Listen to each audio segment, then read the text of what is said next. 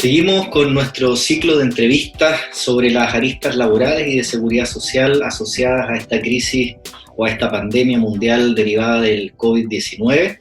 Y en esta oportunidad vamos a conversar sobre otro tema que ha tenido gran interés entre los trabajadores, en la comunidad en general, y que está asociada a las licencias médicas. Ha habido muchas consultas en nuestro correo y también ha habido alguna controversia a propósito de lo que ha ido diciendo el Ministerio de Salud.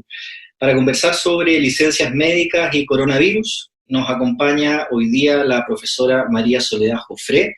Ella es abogada de la Universidad de Talca, magíster en Derecho del Trabajo y la Seguridad Social por la Universidad de Talca y la Universidad de Valencia, y actualmente ejerce el cargo de directora de la Escuela de Derecho de la Universidad de Talca en el campus Santiago. María Soledad, muchas gracias por aceptar esta invitación a participar en esta ronda de entrevistas, y partamos enseguida con lo que hoy día nos convoca. ¿Quiénes tienen derecho a licencia médica asociado a esto del coronavirus? En este caso se ha distinguido entre dos grupos de personas: las personas que efectivamente están contagiadas, es decir, que tienen un diagnóstico positivo, que tienen derecho a la licencia médica, y también se distinguía entre otro grupo, que es el que la Organización Mundial de la Salud ha denominado como el de contacto estrecho, con las personas que están ya contagiadas, y que en un primer momento se había señalado que estas personas que tenían posibilidad de estar contagiadas, pero que todavía no tenían el diagnóstico positivo, no tenían derecho a licencia médica, pero esto se rectificó a través de un ordinario del Ministerio de Salud que salió hace un par de días, ayer creo, y que dice que ahora estas personas sí tienen derecho a licencia médica. ¿Qué entidad es la que tiene que pagar estas licencias médicas en estos casos que tú señalas? Bueno, ahí también hay que distinguir de cuál es el origen del contagio en este caso, distinguiendo entonces si es enfermedad de carácter común, es decir, si una persona se contagió en alguna actividad particular del COVID, o si es por origen laboral. Matrimonio, como se han visto casos. Por ejemplo, ¿no es cierto?, en el supermercado, en las fiestas o en la playa, como han salido hartas personas, y eso sería una enfermedad de origen común. Por lo tanto, ahí se aplican las reglas generales de las licencias médicas, y quién va a pagar va a depender del sistema de salud al cual esté afiliado la persona, ya sea público o privado, FONASA o ISAPRE. En cambio, si el contagio se ha producido por una causal laboral, es decir, hay el producto del ejercicio de la actividad profesional, se ha contagiado, en este caso entonces la licencia médica, el subsidio por la licencia médica lo tiene que pagar el seguro de accidentes del trabajo. ¿Cómo se sabe eso de si es una causa laboral o no? Hoy día, por ejemplo, que tenemos una curva que va creciendo en contagios, pareciera ser difícil asociar al trabajo a esta causa. Claro, ahí también en la propia ley de accidentes del trabajo la que establece un criterio inicial, que es que para que cualquier enfermedad sea declarada como de origen laboral tiene que haber un nexo causal entre la realización del trabajo y la enfermedad profesional en este caso. Lo que se ha señalado en particular respecto del coronavirus es que lo que tiene que realizarse es un trazo, un estudio de trazabilidad, es decir, cuál es la conexión que hay entre el ejercicio profesional y el contagio. Y en un primer momento lo que se ha señalado es que hay que ver caso a caso, es decir, no hay una regla general, sin perjuicio de que hay supuestos los cuales es más claro que el contagio puede haberse realizado por la actividad profesional. Por ejemplo, las personas que trabajan en salud, o las personas que están en los aeropuertos, puertos o pasos fronterizos, ha señalado también aquí la Superintendencia de Seguridad Social, sin perjuicio, insisto, de que lo que se ha señalado es que no se puede rechazar ningún caso de plano, sino que hay que ir viendo en cada situación. Ahora, como bien señalas tú, es más difícil hacer esa distinción. Y hoy día vemos que hay una realidad bien extendida por esta crisis sanitaria, de personas que están o que estamos trabajando desde nuestras casas. Se aprobó también ayer, se promulgó una nueva ley de teletrabajo, de trabajo a distancia. ¿Qué pasa con ese tipo de personas, de trabajadores que hoy día, por ejemplo, estamos prestando nuestros servicios desde nuestros domicilios? ¿Cómo se sabe ahí, o derechamente siempre serán enfermedades comunes? Bueno, en estricto rigor no necesariamente una enfermedad por causa común, pero es más difícil hacer esa trazabilidad con la enfermedad laboral. Porque en el fondo lo que hay que poder acreditar es que el contagio se produjo ejerciendo el trabajo. Entonces no es lo mismo que, por ejemplo, una persona está trabajando, por ejemplo, a través del computador y tiene un accidente común. Me paro y me tropiezo, eso, si bien estoy trabajando, pero no sería por causa del trabajo que tuve ese accidente, por lo tanto, volvemos a las reglas generales, sería una enfermedad común y tendría que verse, ¿no es cierto?, según las reglas generales.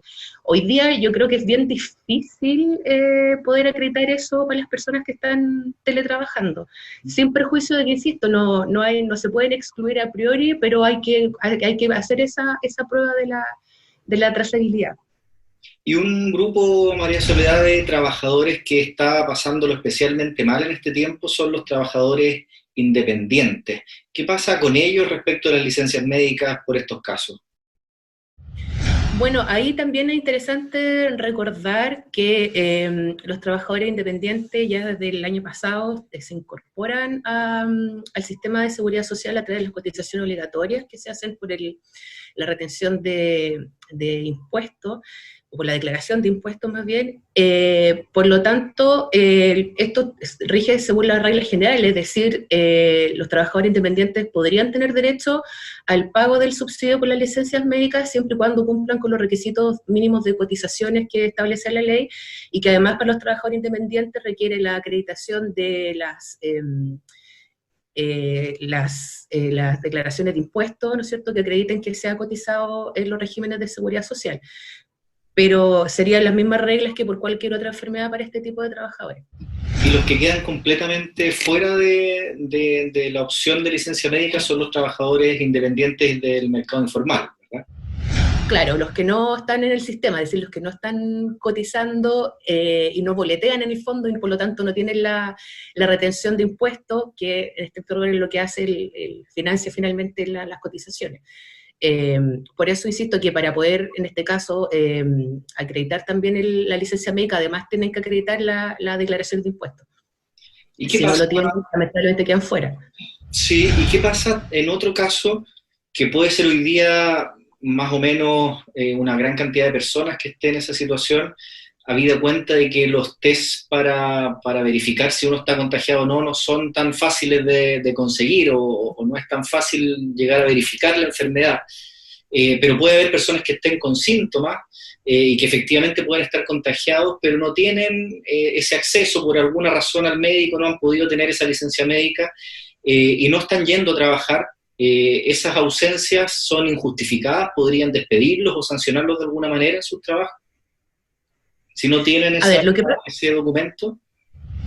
Lo que pasa es que yo creo que también ahí hay que hacer alguna precisión. El Código del Trabajo permite la terminación del contrato cuando el trabajador se ausencia una determinada cantidad de días sin causa justificada.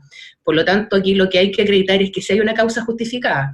El tener licencia médica justifica en todo caso la ausencia del trabajo. Ahora, en el supuesto que tú señalas que el trabajador, por ejemplo, tiene síntomas o existe una alta probabilidad de que esté contagiado, por esto que hablábamos al principio del contacto estrecho, y todavía no tiene la licencia médica porque no se ha realizado el examen, no tiene los resultados, ahí yo creo que también sería aplicable lo que señala el 184 bis del Código del Trabajo, que señala que si el trabajador tiene algún riesgo grave o inminente a su salud, tiene el derecho a, por ejemplo, no abandonar su trabajo o no presentarse, y el empleador no puede ejercer ningún tipo de represalia o de sanción en estos casos. Si el trabajador fuera de todas maneras a trabajar poniendo en riesgo a sus compañeros, ¿hay alguna regulación sobre eso en el código? O sea, es que yo creo que ahí también deberíamos pensar primero en el deber general de protección que tiene el empleador, que está establecido en el Código del Trabajo. Por lo tanto, si el empleador sabe o tiene la sospecha al menos que uno de sus trabajadores está contagiado y por lo tanto pone en riesgo la vida de los demás trabajadores, estarían cumpliendo su deber de protección y por lo tanto también ahí habrían sanciones.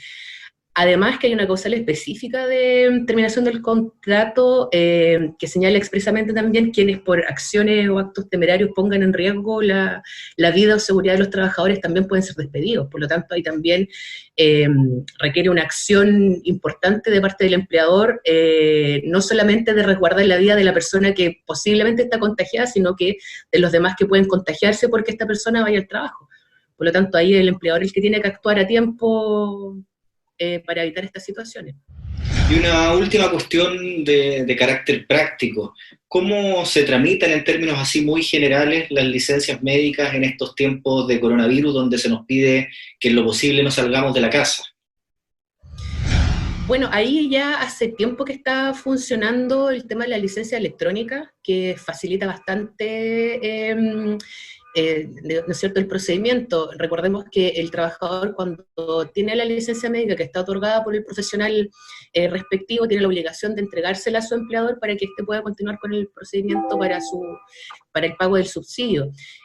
Por lo tanto, la licencia médica electrónica facilita bastante esta figura. Y una cosa es la licencia médica, digamos, electrónica, que es la que el mismo empleador, el mismo profesional médico hace llegar a la empresa o al empleador, pero también lo que se ha visto en la práctica está funcionando también de mandarlas por correo electrónico, o sea, de alguna forma tiene que hacerla llegar al empleador dentro de plazo para que éste pueda continuar con el procedimiento. Además, es importante que una vez recibida el empleador también tiene que continuar con el procedimiento, también queda sujeto a sanciones. Perfecto. Te agradecemos mucho haber solucionado estas dudas que se repiten en el correo electrónico y en las redes sociales y que sin duda van a ayudar a informarse a la comunidad respecto a este tema tan importante como las licencias médicas en tiempos de coronavirus. Muchas gracias, María Soledad, y nos vemos en una próxima entrevista. Los dejamos también invitados a seguir mirando nuestra web www.centras.utalca.cl y a escribirnos a centras@utalca.cl. Hasta la próxima.